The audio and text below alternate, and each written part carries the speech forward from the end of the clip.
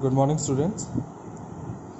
आज से मैं आपकी कंप्यूटर की क्लासेस स्टार्ट करने जा रहा हूँ, जिसका शेड्यूल है मंडे, ट्यूसडे और वेंसडे को मॉर्निंग में 9 to 10। ओके, ये आपकी बुक है, जैसा कि आप देख सकते हैं, इंफॉर्मेशन टेक्नोलॉजी। इसका कोड है, कोड आप लोग ज़रूर ध्यान से नोट कर लीजिएगा, 402। ठीक है, कोड आपका है 402, information technology vocational, based on Windows 7 with MS office 2010। तो आज से मैं आपकी ये क्लासेस स्टार्ट करने जा रहा हूँ। क्लासेस स्टार्ट करने से पहले मैं आपको एक इसका सिलेबस पहले दिखा देता हूँ कि इसका सिलेबस क्या है।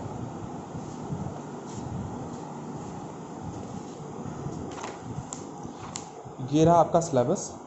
ठीक है, आपका सिलेबस 4 पार्ट में है। फर्स्ट पार्ट है आपका, ध्यान से देखें, यहाँ पे एक पहले आप देख लें, ये देखिए आपका कोड है 402 इंफॉर्मेशन टेक्नोलॉजी। ठीक है, जॉब रोल आपका है डोमेस्टिक डेटा एंट्री ऑपरेटर के अकॉर्डिंग आपको यहाँ पे पढ़ाया जाएगा। तो इसमें 4 पार्ट्स हैं, part A, part B, part C और पार्ट डी। पार्ट ए आपका एम्प्लॉयबिलिटी स्किल्स है, जिसमें आप कम्युनिकेशन स्किल्स, सेल्फ मैनेजमेंट और चीज़ें आपको बताई जाएंगी। पार्ट बी में आपका सब्जेक्ट स्किल है, मतलब इंफॉर्मेशन टेक्नोलॉजी से रिलेटेड आपको कुछ चीज़ें बताई जाएंगी। डेटा एंट्री, डिजिटल डॉक्यूमेंटेशन क्या होता है, आईटी इंडस्ट्री में आईटी का यूज़ क्या होता है, ठीक है, इंफॉर्मेशन टेक्नोलॉजी क्या होती है, ये आपको पार्ट बी में पढ़ने को मिलेगा। पार्ट सी आपका प्रैक्टिकल वर्क है और पार्ट डी जो है आपका वो प्रोजेक्ट वर्क है। ठीक है, तो अब हम इसे स्टार्ट करते हैं। अपना फर्स्ट सेशन हम स्टार्ट करते हैं, जो कि एम्प्लॉयबिलिटी स्किल से रिलेटेड है, यूनिट 1 कम्युनिकेशन स्किल। ठीक है, सो ये देख रहे हैं आप लोग, फर्स्ट चैप्टर आपका चैप्टर 1 कम्युनिकेशन स्किल। मैं इसमें आपको जो भी पढ़ा रहा हूँ, आप उसे ध्यान से एक बार देखिएगा, उसे सुनिएगा। मैं बुक के साथ साथ रीडिंग करते हुए चलूँगा, आपको कुछ चीज़ें समझाऊँगा। और अगर आपको प्रॉब्लम होती है समझने में या रीड करने में, जैसे मे भी कुछ लोगों के पास बुक हो, कुछ लोगों के पास बुक ना हो, तो जो मेरी इस वीडियो से देख रहे हैं वो इसे सेव भी कर लेंगे और इससे पढ़ते रहेंगे जब तक उनके पास बुक अवेलेबल नहीं होगी। और जैसे ही बुक इनके पास अवेलेबल होगी, वो एक बार फिर से बुक के साथ रीडिंग करते हुए चलेंगे और समझते हुए चलेंगे। तो चलिए स्टार्ट करता हूँ आपका फर्स्ट चैप्टर, जिसका नाम है कम्युनिकेशन साइकिल। अब कम्युनिकेशन साइकिल का मतलब क्या होता है? संचार प्रक्रिया। ठीक है, संचार प्रक्रिया या संचार चक्र आप बोल सकते हैं हिंदी में। अब सबसे पहले हमारे दिमाग में ये आता है कि कम्युनिकेशन होता क्या है। तो कम्युनिकेशन पहले मैं आपको बताता हूँ, फिर हम यहाँ से रीडिंग करते हुए चलेंगे। कम्युनिकेशन का मतलब है एक ऐसी प्रक्रिया जिसमें हम किसी दो से अधिक व्यक्तियों के साथ हम बोलने की कंटिन्यूअस प्रक्रिया में बातचीत करते हैं, या अपने थॉट्स, अपने इन्फॉर्मेशन हम उसके साथ शेयर करते हैं। तो ये हम जिसके साथ भी हमारा कम्युनिकेशन होता है, जिसके साथ भी हम बातचीत करते हैं, तो हम उसके साथ कम्युनिकेट कर रहे होते हैं। उस वक्त हम पूरे होल प्रोसेस में, पूरे होल डे, पूरे दिन हम कम्युनिकेट करते रहते हैं अपने पेरेंट्स से, अपने फ्रेंड्स से, अपने आप से। ठीक है, तो ये सारी चीज़ें कम्युनिकेशन के अंतर्गत आ जाती हैं। मीन्स हम जिससे भी बात कर रहे हैं, जिससे भी अपने थॉट प्रोसेस शेयर कर रहे हैं, जिससे भी हम अपनी इन्फॉर्मेशन शेयर कर रहे हैं, वो कम्युनिकेशन साइकिल होती है हमारी, उसे कम्युनिकेशन कहते हैं। तो अब हम यहाँ से स्टार्ट करते हैं रीडिंग। यहाँ दिया, communication is the process of transferring और शेयरिंग ऑफ इंफॉर्मेशन बिटवीन 2 और मोर पीपल। इट मीन्स क्या है? कम्युनिकेशन एक ऐसी प्रक्रिया है, संचार एक ऐसी प्रक्रिया है जिसमें 2 या 2 से अधिक लोगों के बीच किसी इंफॉर्मेशन को शेयर या ट्रांसफ़र करते हैं हम। ठीक है, it is a two way process of reaching mutual understanding. It means ये आपसी समझ के लिए, जैसे 2 लोग हैं, आपसी समझ के लिए उनमें ये द्विपक्षीय 2-वे प्रक्रिया होती है। मीन्स इसमें एक सेंडर होता है, एक रिसीवर भी होता है। मीन्स एक बोलने वाला होता है और एक जो उसकी बातों को सुनता है, समझता है और उस पर फीडबैक देता है। जैसे आप यहाँ पे देख सकते हैं, एक फिगर भी आपको यहाँ बना हुआ है सेंडर और रिसीवर का। सेंडर अपना मैसेज जो है वो बोलता है और रिसीवर उसे सुनता है, और सुनकर उसे जो भी समझ में आता है उसी के अकॉर्डिंग वो अपना फीडबैक दोबारा से सेंडर को देता है। इस वजह से इसे टू वे प्रोसेस कहते हैं। ठीक है, नेक्स्ट क्या है आगे देखिए, in which participant not only exchange information, news, ideas and feelings but also creates and share a new meaning. It means जब भी हम आपसी समझ के लिए एक टू वे का प्रक्रिया यानी कम्युनिकेशन का इस्तेमाल करते हैं, तो इसमें हम ना केवल इन्फॉर्मेशन, न्यूज़ या आइडिया को ही शेयर कर रहे होते हैं, बल्कि नए नए थॉट्स को, नए नए आइडियाज़ को हम क्रिएट भी कर रहे होते हैं और उन्हें शेयर भी कर रहे होते हैं। ठीक है, the scope of communication is not limited to only 2 or more people, instead it involve the whole society. It means communication सिर्फ 2 या अधिक लोगों तक सीमित नहीं है, बल्कि इसमें पूरे की पूरी सोसाइटी जो होती है हमारी, वो एक तरीके से इन्वॉल्व होती है। क्योंकि हम सिर्फ अपने पेरेंट्स या किसी एक पर्सन से बात, 1 या 2 पर्सन से बात नहीं कर रहे होते हैं। हम किसी गैदरिंग में जाते हैं तो हम वहाँ नए लोगों से मिलते हैं, उनसे हमारी बातचीत होती है, हमारा इंट्रोडक्शन होता है। तो इस तरीके से हम एक सोसाइटी में इन्वॉल्व होते हैं कम्युनिकेट करने में। नेक्स्ट क्या है, man is a social animal and he can not remain in isolation.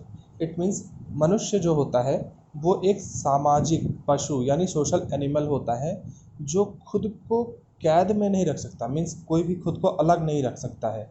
ठीक है, कि बहुत टाइम तक आप अपने आप को एक कमरे में बंद करके रख लो, या तो ऐसा आमतौर पर इंसान बिल्कुल नहीं कर पाते हैं। It is his basic need to interact with others. Communication is the foundation of all human relationship. Yeah, अब इसका it is his basic need to interact with others. It means ये उसकी बेसिक नीड होती है कि वो किसी से बात करे, क्योंकि अकेले वो ज़्यादा देर तक नहीं रह सकता है। तो मनुष्य की बेसिक नीड होती है कि उसे किसी न किसी से कम्युनिकेट करना पड़ता है, वो किसी न किसी से बात ज़रूर करता रहता है।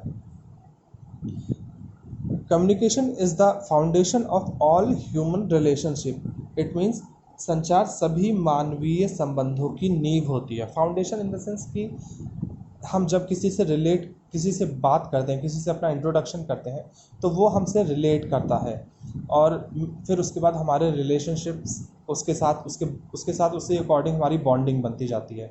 तो उसके बारे में यही दिया हुआ है कि कम्युनिकेशन जो भी है वो सारे रिलेशनशिप्स की एक नींव होती है।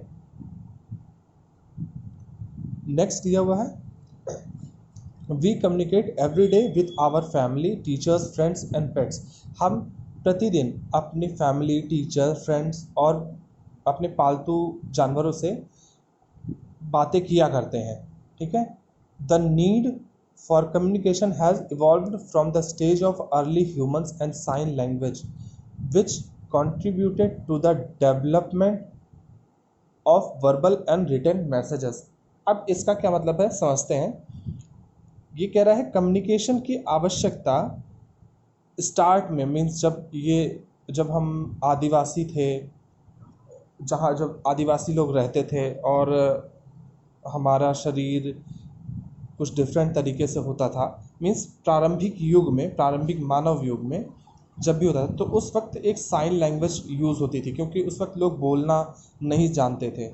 तो वहाँ से हमारे वर्बल और रिटन कम्युनिकेशन का एक तरीके से विकास होना शुरू हुआ, लोगों को समझने के लिए, वो क्या कह रहे हैं, उनके थॉट्स को, उनके आइडियाज़ को समझने के लिए, उनके पास जो इन्फॉर्मेशन है उसे समझने के लिए वर्बल और रिटन मैसेजेस का विकास होने लगा।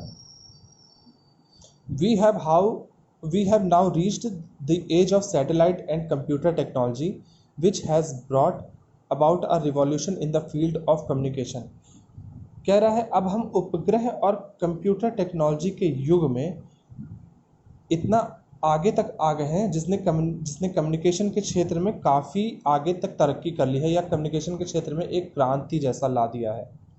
ठीक है, अब हम बढ़ते हैं कम्युनिकेशन अ टू वे प्रोसेस। अभी मैंने आपको बताया कि कम्युनिकेशन में टू वे का एक प्रोसेस होता है, हमेशा उसमें सेंडर और रिसीवर दोनों होते हैं।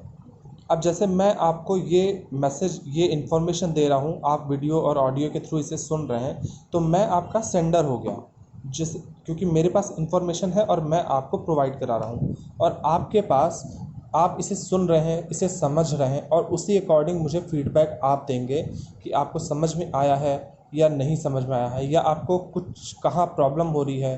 ठीक है, वो फीडबैक हो गया, वो आप मुझ तक देंगे, तो आप रिसीवर हो गए। अब यहाँ पे क्या कहता है, communication is a two way process. Communication एक द्विपक्षीय प्रक्रिया है, मीन्स टू वे प्रोसेस है। Communication is not merely the transmission of a message, it also include an understanding of the message. It means communication सिर्फ एक message transfer करने की कोई प्रक्रिया नहीं है, इसमें जो हम मैसेज देते हैं उसे समझने की भी प्रक्रिया शामिल होती है। इट मीन्स जब भी हम कोई मैसेज हम किसी को देते हैं, तो इसका मतलब ये नहीं कि बस हमने मैसेज दे दिया, अब सामने वाले को समझ में आए या नहीं आए इससे हमसे मतलब नहीं है, ऐसा नहीं है। हमेशा मैसेज हम जो भी देते हैं वो सामने वाले को भी समझ में आना चाहिए, क्योंकि हमें उसी के अकॉर्डिंग फिर हमें फीडबैक मिलेगा। तो इस वजह से हमेशा ये एक टू वे प्रोसेस माना जाता है। In this process, one person is the sender and he conveys a message to another person or a group of person who is the receiver. It means इस प्रक्रिया में एक ऐसा पर्सन होता है जो कि सेंडर होता है, and he conveys a message to another person or a group of person who is a receiver, और वो अपने मैसेज को किसी ग्रुप या किसी दूसरे पर्सन को पहुंचाता है, या किसी दूसरे पर्सन को कन्वे करता है, जिसे हम रिसीवर कहते हैं, जो इसे मैसेज को रिसीव करता है। When the receiver gets the message, he sends back a response acknowledging the message was received.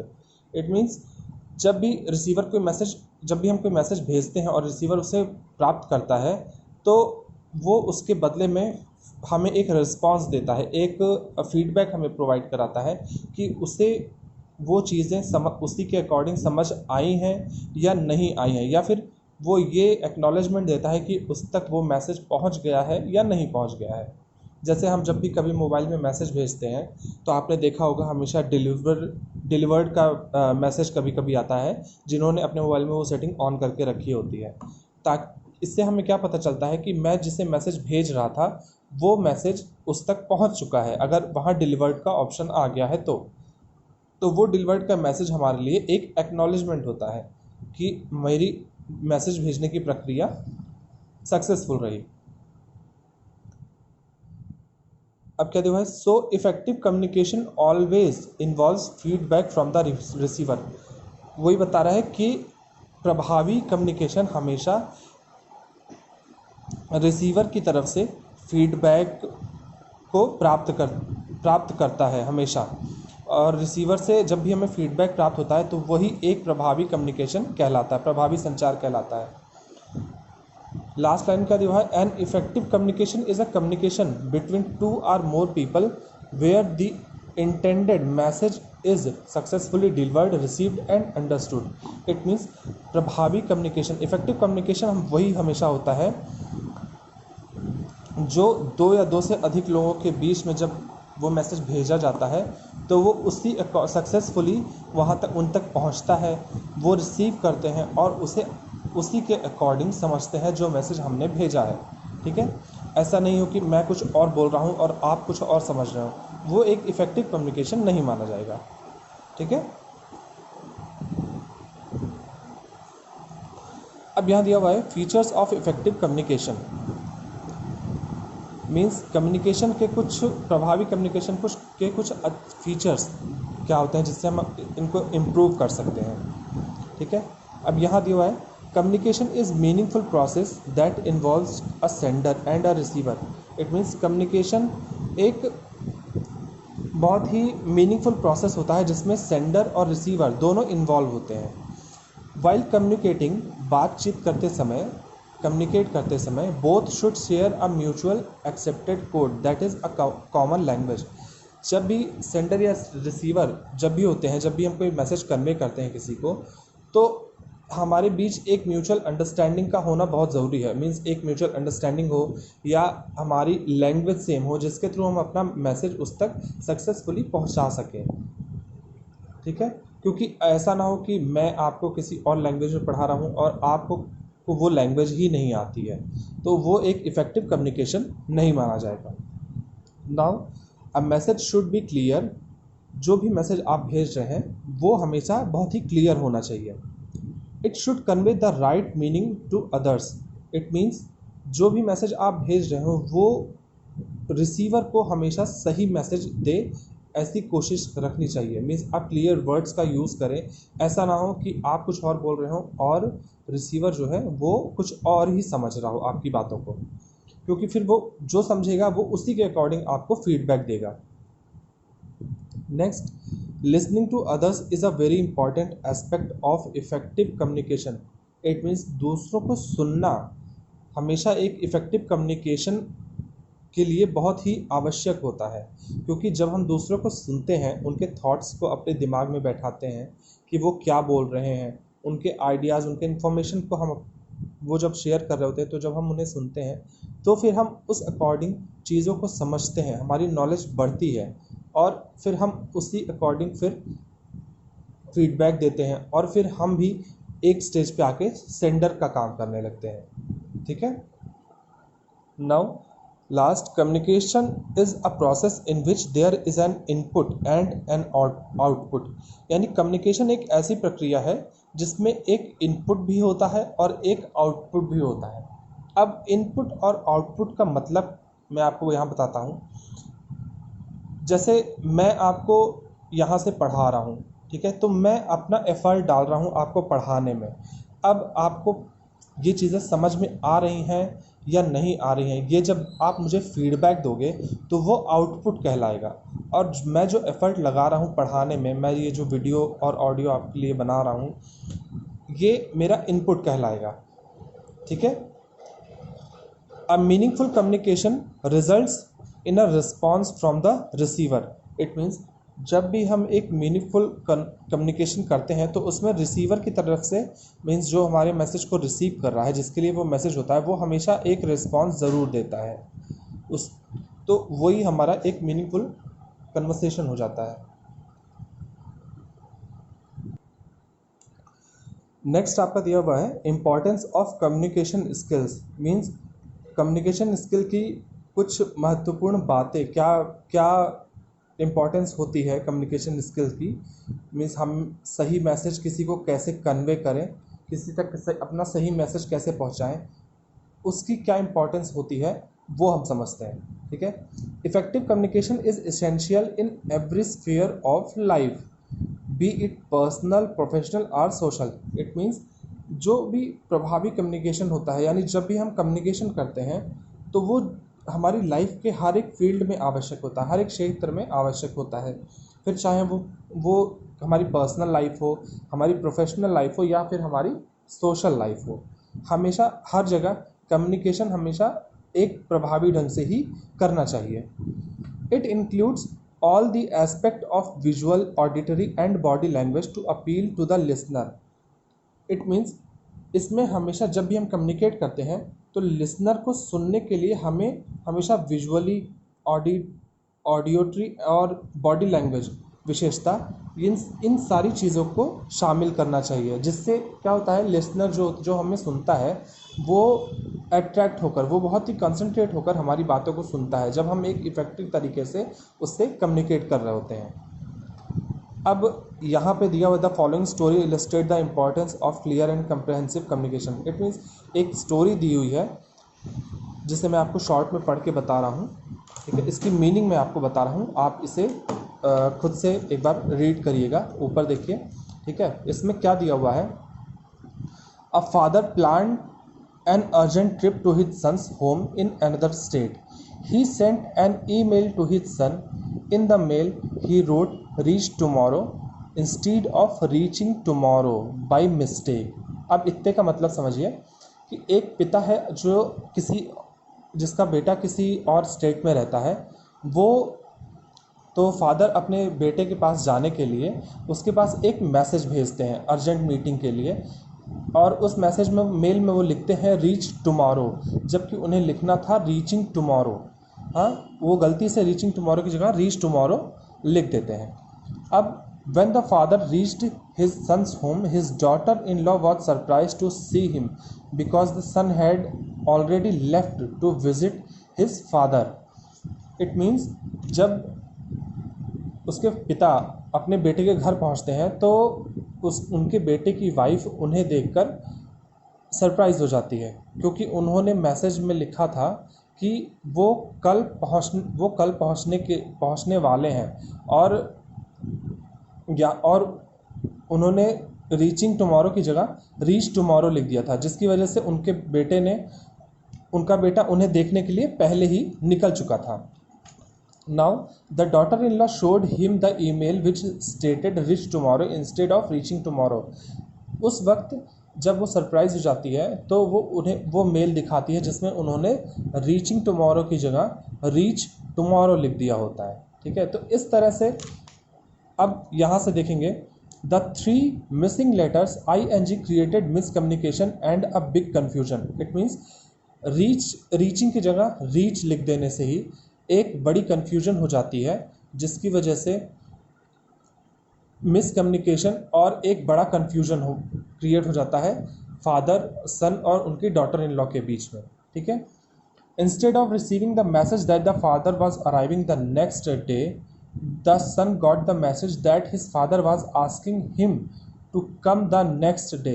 It means एक फादर अपने बेटों को ये मैसेज लिखना चाहता है कि वो उससे मिलने के लिए कल आ रहे हैं, लेकिन रीचिंग की जगह रीच लिख देने से बस उनके बेटे ने ये समझा कि उनके फादर उसे मिलने के लिए कल बुला रहे हैं। ठीक है, तो इस तरीके से एक मिसकम्युनिकेशन हो जाती है जब भी हम एक गलत तरीके से किसी से कम्युनिकेट करते हैं, ठीक है, या सामने वाला उसे मिस इंटरप्रेट करता है, तो ये ऐसी गलतियां हो जाती हैं। अब this example illustrates the importance of sending a message and receiving a message accurately. जो चीज़ मैंने आपको बताई वही चीज़ें यहाँ दी हुई हैं कि मैसेज को एक सही तरीके से भेजने और उसे रिसीव करने में जो मिसकम्युनिकेशन हो गई उसी के बारे में यहाँ बताया गया है। Miscommunication can cause serious problems. It means जो भी हम मिसकम्युनिकेशन कर देते हैं वो एक सीरियस प्रॉब्लम में भी कन्वर्ट हो सकती है, किसी को बड़ा कन्फ्यूजन दे सकती है, या किसी को एक क्या कहते हैं, एक माइजर या माइनर जो भी है एक कन्फ्यूजन क्रिएट कर सकती है। It can have for reaching consequences resulting in loss of time, money, trust and may also impact relationships.